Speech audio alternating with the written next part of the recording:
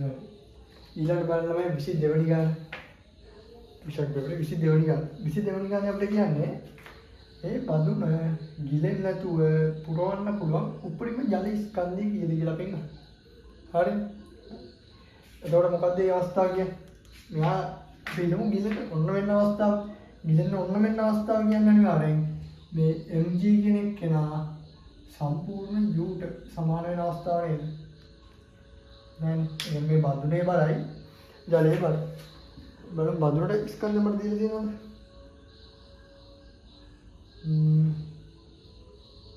තුනී දහඩු වලින් වද තියෙන ඒ කියන්නේ බරක් නැහැ කියලා වගේ තමයි ගන්න කියලා තියෙන්නේ.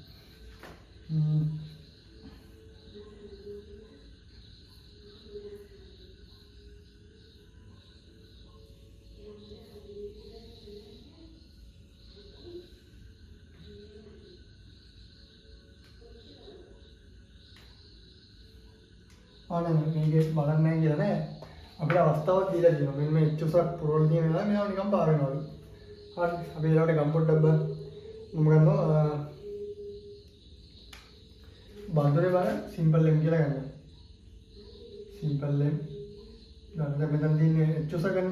එතන මෙතන තියෙන ජලයේ පරිමාව වෙනවා මට h3ix රෝ. හරි. අදවයි g.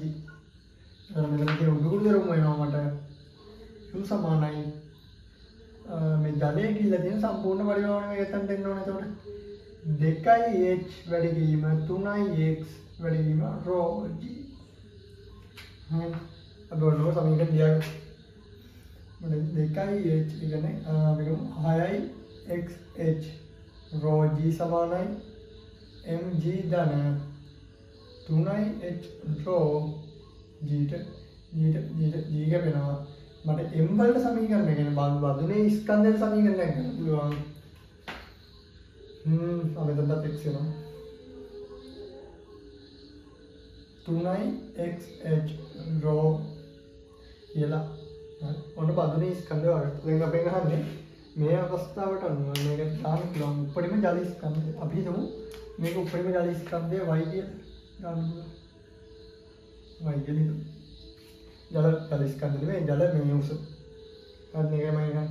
එන මේ අවස්ථාවේදී මොකක්ද වෙන්නේ? mg සමාන වෙන්න ඕන සම්පූර්ණ u ට. හරි. එතකොට mg දෙන්න ඕන මට බඳුනේ ස්කන්ධය තමයි මේ කියන්නේ ජල ස්කන්ධය. ඒ කියන්නේ m ධන y rho කියලා මම ගන්නවා. ඒ මෙතන මේ උස වෙනකන් මේකේ පරිමාව වැඩි වර්ගඵලය වැඩි 3x ප්‍රමාණයක් කියලා. මෙතන උස 3h නේ 3h වැඩි වීම 3x ධන y අපි මේ උස ගමන y කියලා. මේ උස තමයි y කියලා.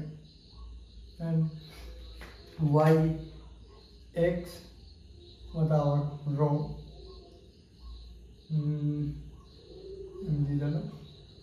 mg සමාන වෙනවා p rho g. දැන් මේකට ගන්න උඩින් පරිමාව වෙනවා අපිට ඊට පස්සේ වගේ පොඩ්ඩක් මම යටින් ලියන්නේ නැහැ. යන්න පුළුවන් උඩින් පරිමාව 3ix 3h ධන 5h x v rho g. and then මම දෙන්නේ වලට කලින් කාලේ කරගම මෙතන හොයාගත්තේ 3x h rho කියලා එනවා. මම මේ රෝට g rho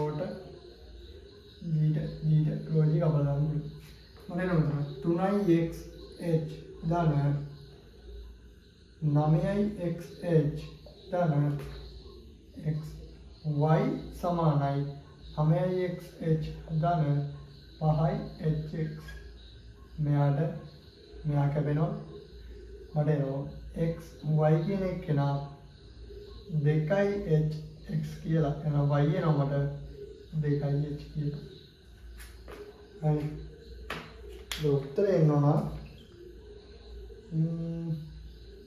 ඒ අපි හොයාගත්ත මෙතන ඉඳන් උස තමයි 2h ආවේ.